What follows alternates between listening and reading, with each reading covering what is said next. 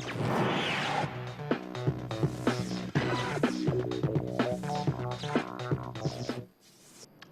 very good evening to you. Thank you for joining us. Welcome to Sports Tonight. This is a very beautiful Tuesday night, and we have a little over 24 hours to the end of 2014. But we are still here trying to reflect on what has been 2014 and trying to also project into what we expect in 2015. This is Sports Tonight.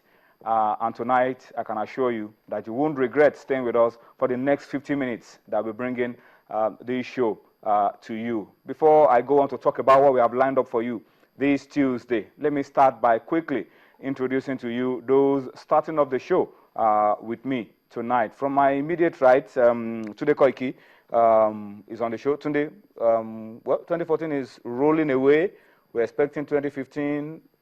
A lot of pleasantness, a lot of positivity, freshness, newness. I mean, that's what we expect every year. Yeah, and I also hope all the troubles and trials and tribulations of 2014 will disappear with the new year. Well, we know the tremendous amounts of trouble that went on in the sporting in the sporting fraternity, especially surrounding football. We're hoping that all those who have been concerned to the past and the past of 2014, I'm just hoping for a fresh start from all parties, especially in our football, because this is the time where we have to rebuild, considering the fact that we are not going to the next major tournament. This is the time where we can set the agenda for what will become the future of Nigerian football for the short and for the medium and long term. And of course, also on the program tonight, Cosmos Chukwuemeka. Cosmos is, let me ask, because you've been quiet for a long while, and somebody told me, I got it from the grapevine, that you've been quietly, silently enjoying yourself, alone. Okay, well, is it true? Yes or no? Is it true? You've been quietly enjoying yourself? I'm so happy. Enjoying yourself alone? You know that song? He's happy to enjoy himself alone. Yeah, To enjoy yourself alone? I mean, It's it's okay. good to be happy. It's okay. That's the reason for this Okay. season. Am I enjoying it alone? Well, not really. Of course, I'm enjoying it with my family, my friends. I'm in good health. I can remember some couple of weeks ago coming into the studio, something happened, and I had a thank little God accident I'm on the alive. road. Yeah. Thank God. It may look little, but it's, I mean, in the light of what has happened exactly. all across the globe, you know, to be alive is a privilege. Yes, it's a great privilege, and it's good to be on the show. I mean, this year is a wonderful year when it comes to sports in Nigeria. Yes, I would say a wonderful year because we went to the World Cup, got into the second round of the World Cup. 16 years after we actually got into the second round of the World Cup. Maybe we did not qualify for the Nations Cup and all that. It's a little setback, but you know what they used to say? There's this Yoruba adage that they used to say that Speaking Yoruba. that the round, whatever it is, Cosmos he has got to bring power. This is Cosmos Chukwuemeka trying to speak a proverb in Yoruba. Don't bet yourself, but it's appreciated. No we worry. appreciate the effort you made.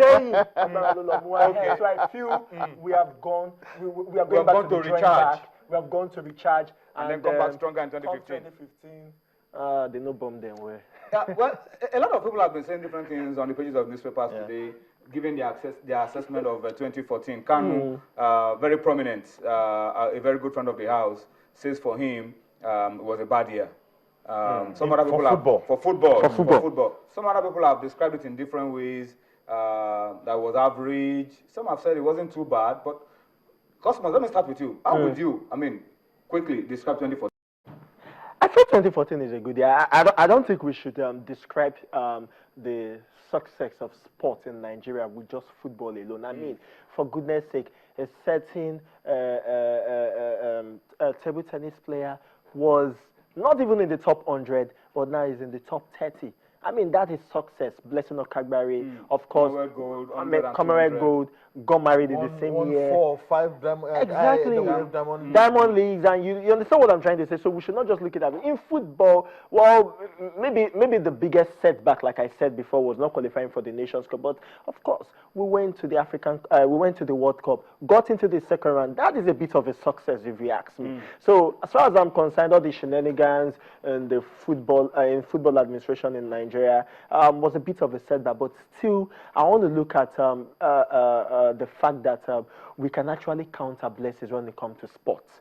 And like I said earlier, if we go back to the drawing board, make sure we just get everything right, 2015 is going to be a perfect year for sports in Nigeria. Okay. You talked about the drawing board. I mean, and a lot of people will tell you that the drawing boards have all disappeared because the drawings are so many that there are no drawing boards anymore. But talk to us about it as well. Before I ask you and I tell you how you can be part of the show tonight, we have a very big surprise for you.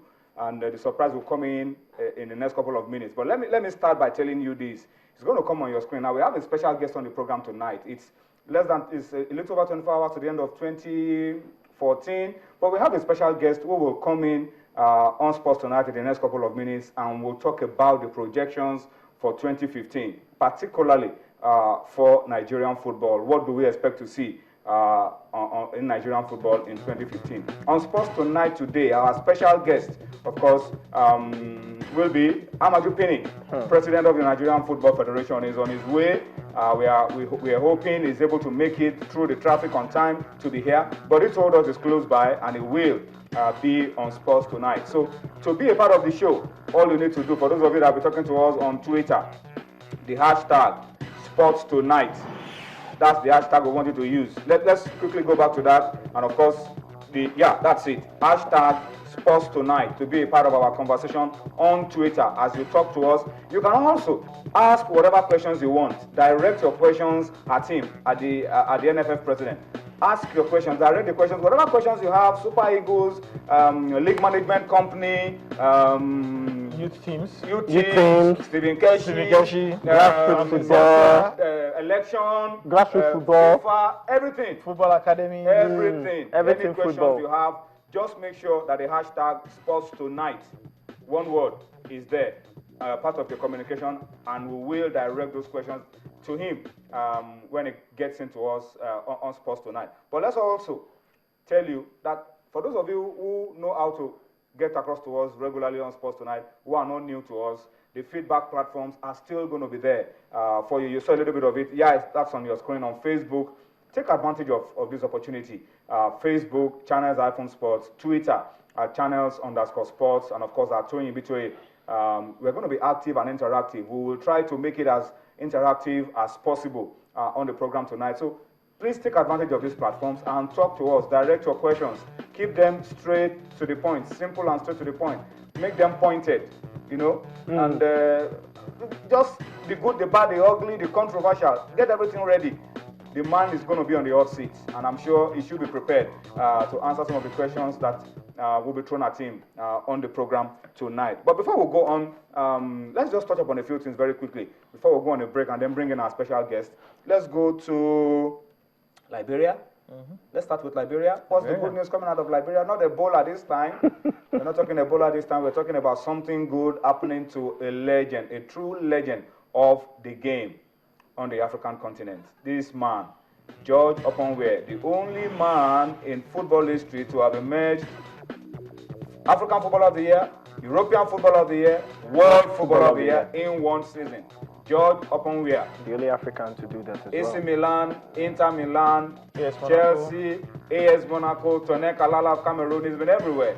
Also a big thorn in the flesh of Nigeria at one point in time. Wow. Yeah. We almost didn't make it to the 2002 Warrior Japan. because of a well-inspired Liberian that had actually topped the form book and was threatening to qualify from a group that consisted of Nigeria and the Black Stars of Ghana. That remains one of the flaws on his career. Yes. Not being able to feature at the World Cup. But today, what's the story around George Weah? Well, George Weah is making good his threat to remain very relevant in Liberian politics. Remember, in 2005, he ran a very close run race with Ellen Johnson Sirleaf. He had to go into a runoff. In the presidential race for the Liberian presidency. He actually won the first round, but he lost the runoff to Ellen Johnson Sirleaf.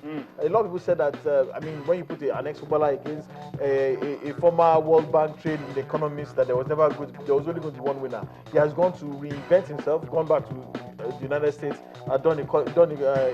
has a first degree now, and he won a place in the Liberian Senate. He's now a senator in He's Liberia. a senator in Liberia. He won Now by in the Liberian Parliament. 78% landslide victory. Interestingly, he defeated the son of Ellen Johnson Sirleaf, who had only 11%. And the Liberian Senate is going to be very interesting this time around, I assure you, because he has There's Yomi Johnson, Prince Yomi Johnson, former rebel leader in the Senate as well, and the wife of Charles Taylor is also in the Senate. It's going to be a very interesting. And there's George Weah. And there's George Weah. So it's going to be a very, very interesting Senate. I'm just pleased for George Weah. This is a man who believes passionately in his country. Remember during that time when he was single-handedly footing the bills of the Liberian national team. And he's such a big-hearted man. A lot of people say that his passion for his country is unparalleled, that he truly believes he has something to deliver. And that's why he's going through the ranks, starting first in the Senate. Maybe next he might become a governor. And who knows what the future holds for him. I'm just back as president of Liberia. And that will make history. But the good thing is this. Look, this man, I mean, little background, little education, played football. This is where we're going. Played football for his country, became so big, and then is now taking it to another level. He's now in his country's parliament, and his relevance is increasing by the day. And I hope that's a lesson as well. For you, you reinvent yourself after your football career. You can still give so much to your country in different ways, in different levels. And I'm sure that George Weah surely still has a lot of future ahead of him, not just as a politician, but as a sports administrator as well. All right, that's a little bit of politics for us on the program tonight. But let's come quickly and talk about football now on the pitch. January opens up for us with a whole lot of competitions, under 20, under 17, and all of that. The under 17 are in camp in Abuja. The under 20s are in camp in Kaduna. Let's talk about the under 20s. Good news from Sweden.